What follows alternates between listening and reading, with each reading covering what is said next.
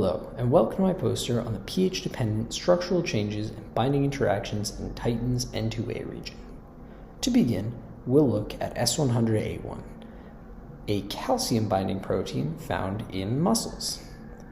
Now, also found in mussels is the N2A region, which is a small region of a much larger protein referred to as Titin, which functions as a molecular spring in the sarcomere. And finally, UN2A, or N2A-IS, or N2A Insertion Sequence, comes right before the N2A region in Titin.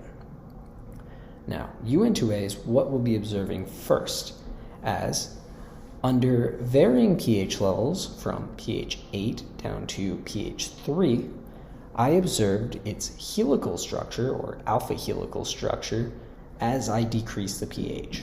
Now, using circular dichroism, we can determine that as pH decreases, the millidegrees, or absorbance, also decreases.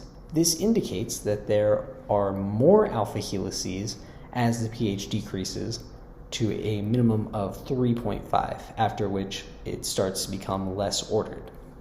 And this is true at 222 and 208 nanometers, the wavelengths where alpha helices are observed.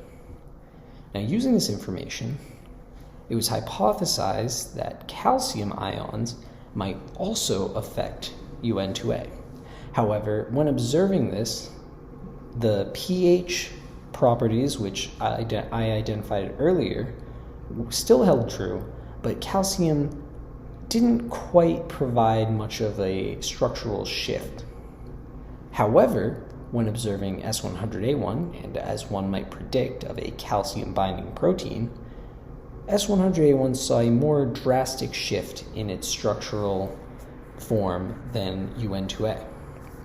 Now, to determine whether or not there is binding between these two proteins, we simply plot the additive values of these two graphs. So add pH 7.4 plus calcium UN2A and the same conditions of S100A1 and plot it on a graph. Then we take the experimental values and determine whether or not they fit on the same line. If there were no interactions between these two proteins, then there would be a single line, as the absorbance would be equivalent regardless of whether or not both proteins are present together in solution.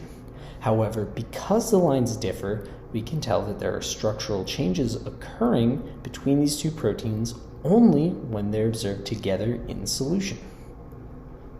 Thank you for listening.